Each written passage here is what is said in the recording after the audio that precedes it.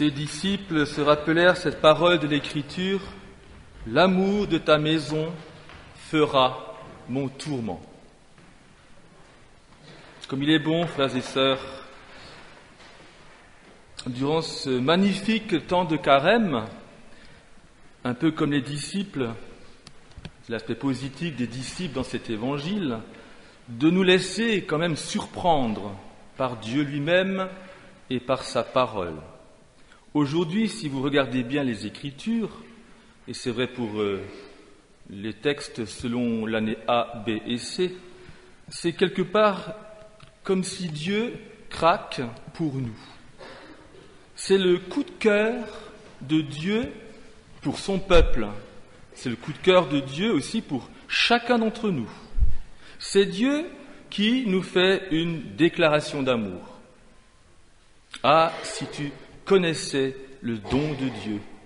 Je suis ton Seigneur et ton Dieu. Je me passionne pour toi, nous répète le Seigneur. Je ne désire qu'une seule chose, vivre avec toi la plus belle histoire d'amour. Et avec chacun d'entre nous et avec toutes les nations qui existent et qui existeront sur cette terre. Voilà le tourment, le grand désir de Dieu. Voilà le sens, je dirais l'ultime raison d'être de toute notre vie, mais surtout durant ce temps de carême, celle de contribuer à tout choisir pour en vivre le plus intensément possible de cet amour qui nous est offert et d'essayer de purifier de tout ce qui en empêche, tout ce qui empêche que cette parole puisse émerger dans notre vie de tous les jours. À Pâques, nous professerons une nouvelle fois notre foi. Vous les jeunes, vous allez bientôt la professer de façon solennelle. Profession de foi, c'est si important, et qui, durant ce temps de carême, est appelé à se colorer, je dirais, de cette certitude absolue que Dieu est vraiment notre ami, que Dieu nous veut vraiment du bien, que Dieu, il est bienveillant avec chacun d'entre nous à tout instant et aussi pour toute l'éternité. C'est pas si évident d'y croire tous les jours, mais c'est une vérité fondamentale sur laquelle nous sommes appelés sans cesse à construire notre vie chrétienne. Et c'est lui seul, et uniquement lui seul, qui est capable de nous faire passer de toutes nos morts, de tous nos échecs, parce qu'il y en aura toujours des échecs, des péchés, des chutes, à la vie, à un bonheur, je dirais, parfaitement accompli. Le premier dimanche, je vous rappelle, frères et sœurs, nous avons été convoqués au désert. Premier rendez-vous de toutes nos vies, qu'il ne faut jamais oublier, pour vivre de cette alliance à laquelle nous sommes appelés.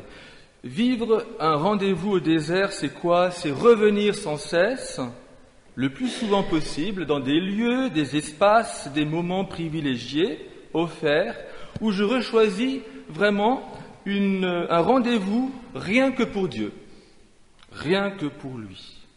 Oui, revenez à moi de tout cœur, dit le Seigneur, car je suis vraiment un Dieu de tendresse. Oui, frères et sœurs, heureux l'homme qui sait goûter à la bonté du Seigneur, et ceci en toutes circonstances, en sachant, comme aimait dire sainte Thérèse de l'Enfant Jésus, sachant rebondir comme une balle de ping-pong dans les bras de Jésus à chaque fois quand je tombe, pour, jour après jour, nous laisser transfigurer par lui. Et rappelez-vous, c'était tout le thème de ce deuxième dimanche de carême. Dans l'évangile d'aujourd'hui, frères et sœurs, alors curieusement, nous découvrons un Jésus qui transforme justement un coup de cœur, un amour de tendresse pour son peuple, en un coup de balai, si je puis dire, une colère, une sainte colère. On n'aime pas trop voir Jésus dans cette sainte colère. Et Saint Jean n'hésite pas de raconter cet événement dans le détail. Comment Jésus peut-il piquer une sainte colère aussi carabinée? Veut-il encourager quelque part nos colères à nous, si souvent passionnelles? Je ne pense pas, puisque la colère reste quelque part un péché. Serait-il furieux en raison d'un scandale, notamment les changeurs qui font un commerce devant le temple? Énervé par ces sortes de vendeurs, un peu comme à Lourdes, vous savez, ceux qui font du business autour de la Sainte Vierge avec des savonnettes, des porte-monnaies. Je ne pense pas, parce qu'il faudrait qu'on ferme notre magasin sinon. En fait, ce n'est pas du tout ça d'abord, même si Jésus voit très bien que ces vendeurs oublient l'essentiel. Il s'agit bien d'une réalité beaucoup plus profonde. Rappelez-vous aussi que même Marie et Joseph aussi allaient acheter au temple des petites tourterelles pour l'offrir au temple, justement. Donc tout ça, ça fait partie d'une vie autour d'un temple. Et si Jésus se met en colère, c'est tout d'abord pour nous faire comprendre aussi d'abord que nous, les chrétiens, nous ne sommes pas de gentils petits moutons qui acceptent toutes les injustices. Ça peut nous arriver, frères et sœurs, de ne pas avoir assez de force en nous pour dénoncer les injustices autour de nous. Autre chose, c'est de tout casser et faire n'importe quoi à travers une colère, je dirais, non contrôlée. Autre chose, c'est avoir une colère bien marquée par la force du Saint-Esprit et qui ose annoncer ou dénoncer les erreurs et les injustices. Et ça, c'est un don de Dieu. Alors c'est une sainte colère aujourd'hui que nous découvrons. Détruisez ce temple, dit-il, Jésus, et moi je le reconstruirai. Jésus ne supporte pas, frères et sœurs, que nos maisons, que les maisons de Dieu ne soient pas respectées. C'est vrai pour nos églises, et ô combien il y aurait beaucoup à dire aujourd'hui. Nos églises de pierre, nos chapelles sont avant tout des lieux où nous sommes invités, et tout doit y contribuer pour que nous puissions rencontrer le Seigneur de tendresse et pour y vivre vraiment un cœur à cœur avec lui. Donc, quand on rentre dans une chapelle, c'est normal que nous fassions silence, que nous respections les lieux, que nous saluions notre Seigneur avec respect. Et Jésus, ça le met en colère quand on voit qu'on ne respecte plus son Père qui est au ciel, et parce qu'il sait que ça nous fait du mal à nous de ne plus respecter le Père du ciel. C'est vrai aussi parce que Jésus rappelle que le vrai corps, c'est son corps, et par son corps, c'est le corps de chacun d'entre nous. C'est bon de le rappeler. Nous sommes tous, frères et sœurs, temple du Saint-Esprit. C'est Saint Paul qui le dit. Temple du Saint-Esprit. Ça veut dire que là aussi, nous avons à apprendre sans cesse à nous respecter les uns les autres, parce que Dieu habite le cœur de tout homme. Pas si facile de comprendre toujours et d'en vivre. Et vous voyez, Jésus va faire 2 reproches. Très bon aussi pour ce temps de carême, pour y méditer. Premier reproche va toucher la gratuité. Comment se fait-il que vous fassiez de ma maison une maison de trafic? Autrement dit, la maison de Dieu, qui est celle de la vraie prière, ne doit pas être attachée à un trafic. Alors quel trafic s'agit-il? C'est Jésus qui parle de la manière selon laquelle nous prions. Prier, frères et sœurs, nous qui sommes comme pratiquants, et nous le savons, mais c'est bon de le réentendre, ce n'est pas marchander avec Dieu. Vous voyez, c'est pas, Dieu n'est pas à notre disposition comme un chauffeur de taxi. Il ne s'agit pas d'imposer à Dieu un donnant-donnant, c'est pas possible. Au contraire, frères et sœurs, c'est tout l'exercice de ce temps de carême. La prière, c'est avant tout, avant, pendant et après, l'apprentissage d'un merci continuel à Dieu, une louange adressée à Dieu. Quoi qu'il arrive, de toute façon, nous sommes entre les mains de Dieu et Dieu contribue tout au bien à celui qui croit. Alors bien sûr que prier Dieu, c'est aussi faire des demandes. Tout à l'heure, à la prière universelle, nous allons demander, adresser des prières pour nous et pour le peuple.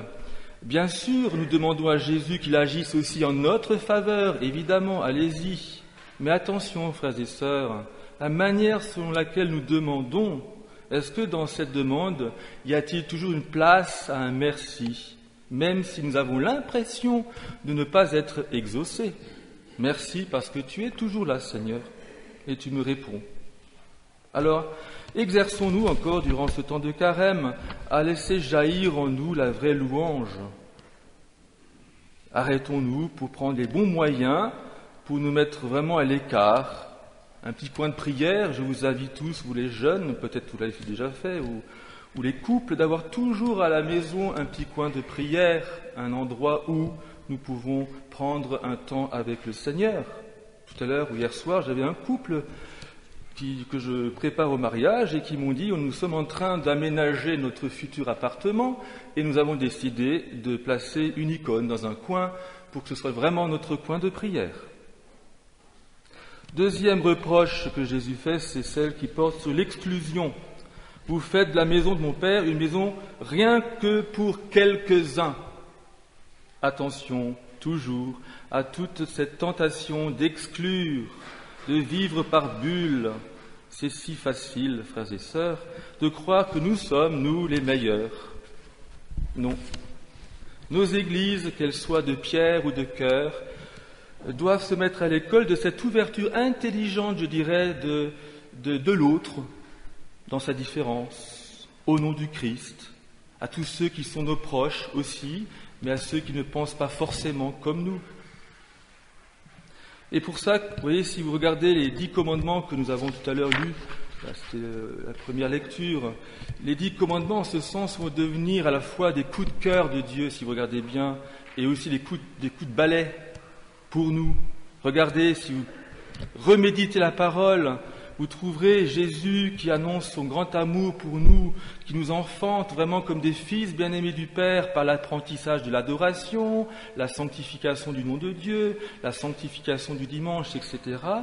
Et en même temps, vous voyez, il vient passer un coup de balai en disant « Attention, il faut que tu me donnes toutes ces poussières, toutes ces choses un peu moches dans ta vie, confesse-les, donne-les-moi. Attention à toutes tes convoitises, attention à tes mensonges, attention au vol, attention à toutes tes médisances. Tout ça, ça ne peut que t'entraîner vers la tristesse. Et je veux que tu sois heureux, dit Jésus. » Voilà. Frères et sœurs, un temps encore au cœur de ce temps de carême où nous sommes invités à nous convertir. Demandons à la Vierge Marie de bonnes intentions, de bonnes intentions qui se traduisent en actes concrets de notre vie. Commençons nos journées par un cœur à cœur avec Dieu. Faisons peut-être au moins une fois cette semaine une bonne confession, ou au moins d'ici Pâques, une bonne confession dans cette manière aussi de voir Dieu comme un bon Père qui veut vraiment du bien et qui veut vraiment en même temps nous corriger et qui est là pour nous aider à aller vers Pâques.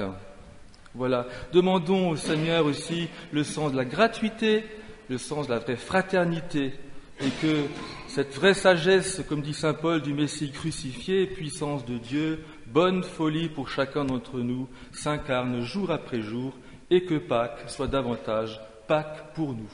Amen.